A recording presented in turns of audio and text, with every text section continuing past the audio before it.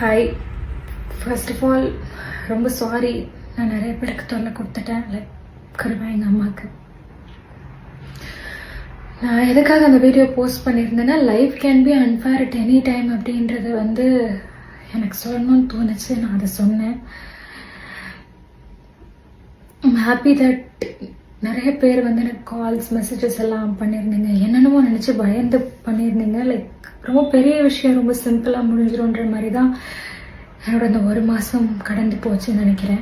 So ரொம்ப நன்றி. உங்கள் எல்லாரோட பிளெஸ்ஸிங்ஸ், உங்கள் எல்லாரோட ப்ளேயர்ஸ், இது எல்லாமே தான் என்னை இந்த அளவுக்கு திரும்ப ஸ்ட்ராங்காக கொண்டு வந்திருக்கு அப்படின்னு நான் நம்புகிறேன். ஃபர்ஸ்ட் நான் ஒரு விஷயத்த சொல்லிடுறேன். Like I'm all right, I'm recovered 75 to 80%. I'm recovered. திரும்ப உங்கள் எல்லாரையும் பார்ப்பேன், உங்கள் எல்லாரோடையும் இருப்பேன். லைக் எனக்கு தெரியல. லைக் தேங்க்யூங்க, ரொம்ப நன்றி. தேங்க்ஸ். இப்போ இந்த வீடியோவை சாய் ரித்து தான் ஷேர் பண்ணியிருக்காங்க.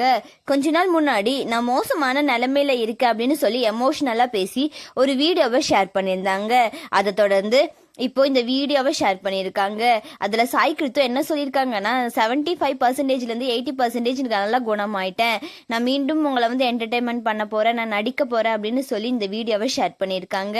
அதோட வீடியோ கேப்சர்ல அவங்க என்ன சொல்லியிருக்காங்க அப்படின்னா, மிக்க நன்றி, மகிழ்ச்சியான கண்ணீர் பெருகிவிட்டது, நான் இப்பொழுது முழுமையாக குணமடைந்து விட்டேன், என்னை சுற்றி இவ்வளவு மக்கள் இருப்பதை நான் கண்டு மிகவும் நெகிழ்ந்து போனேன், வலிமையாக மீண்டும் வருகிறேன், மீண்டும் வேலை செய்ய ஆவலுடன் காத்திருக்கிறேன், விரைவில் உங்கள் அனைவரையும் சந்திக்கிறேன் அப்படின்னு சொல்லி ரொம்ப எமோஷனலா ஷேர் பண்ணியிருக்காங்க.